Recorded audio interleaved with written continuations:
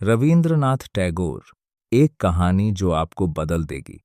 आज हम प्रार्थना करते हैं कि हमारे जीवन में कभी कोई खतरा ना आए, लेकिन रविंद्रनाथ टैगोर कहते थे, प्रार्थना यह मत करो कि कठिनाइयां दूर हो जाएं, बल्कि यह प्रार्थना करो कि तुम उन्हें निडर होकर सामना कर सको। यही सोच एक साधारण बच्चे को महान बना देती है। हेलो, नमस्कार दोस्तों।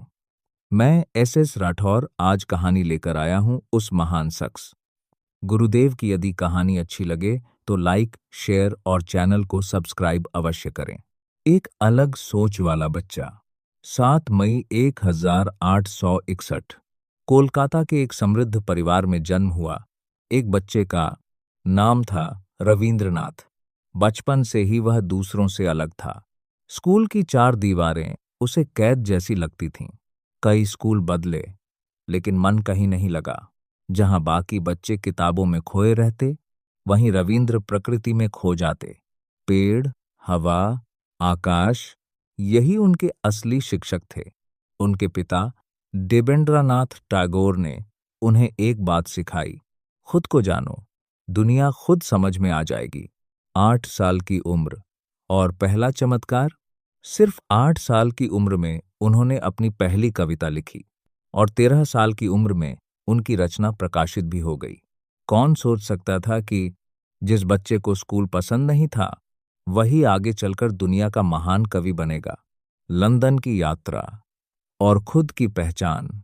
1878 में वह पढ़ाई के लिए लंदन गए, पर उनका दिल वकालत में नहीं लगा। उन्होंने किताबों से ज्यादा जिंदगी को पढ़ना चुना और यहीं से शुरू हुआ एक ऐसा सफर जिसने पूरी दुनिया को प्रभावित किया। गीतांजलि, जिसने दुनिया झुका दी। 1912 में उनकी एक किताब आई, गीतांजलि। इसमें लिखी कविताएं इतनी गहरी थीं कि हर इंसान अपने जीवन को उसमें देख सकता था। और फिर 1913 में वो इतिहास बना। नोबेल प्राइज इन लिटरेचर पाने वाले वह पहले भारतीय बने। पूरी दुनिया ने भारत की आत्मा को पहली बार महसूस किया। देशभक्ति जो शब्दों में बसी। रविंद्रनाथ टैगोर सिर्फ कवि नहीं थे, वो एक सच्चे देशभक्त भी थे। उन्होंने लिखा, जाना, गाना, माना, जो आज हमारा राष्ट्रीय गान है, और एक और गीत, अमर सोनार बांग्ला, जो आज बांग्लादेश का राष्ट्रगान है।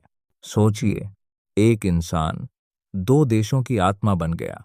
अंग्रेजों को दिया करारा जवाब।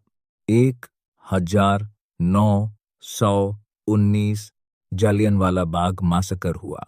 सैकड़ों निर्दोष लोगों की जान चली गई। टैगोर को पहले अंग्रेजों ने नाइटहुड दिया था, लेकिन इस घटना के बाद उन्होंने वो सम्मान लौटा दिया। उन्होंने कहा, ऐसे सम्मान का कोई मतलब नहीं जो इंसानियत से बड़ा हो। गांधी जी और टैगोर, महात्मा गांधी और टैगोर, दोनों के विचार अलग थे, लेकिन लक्ष्य एक, भारत की आजादी। टैगोर ने ही गांधी जी को महात्मा कहा और गांधी जी उन्हें गुरुदेव कहते थे। शांति निकेतन, शिक्षा का नया सपना। टैगोर ने एक ऐसी जगह बनाई जहां बच्चे किताबों से नहीं, प्रकृति से सीखें। नाम था विश्वा भारती यूनिवर्सिटी। आज भी यह उनकी सोच का जीता जागता उदाहरण है। अंत, लेकिन अमर कहानी। 7 अगस्त 1941 टैगोर ने इस दुनिया को अलविदा कहा, लेकिन सच कहें तो वो कहीं गए नहीं। वो आज भी जिंदा हैं, अपने शब्दों में, अपने गीतों में और हर उस इंसान में जो निडर होकर जिंदगी जीना चाहता है। अंतिम संदेश, वीडियो एंडिंग। तो दोस्तों, जब अगली बार जिंदगी में कोई मुश्किल आए तो डरना मत। याद रखना, मुश्किलें रुकने के लिए नहीं, बल्कि आपको मजबूत बनाने के लिए आती हैं।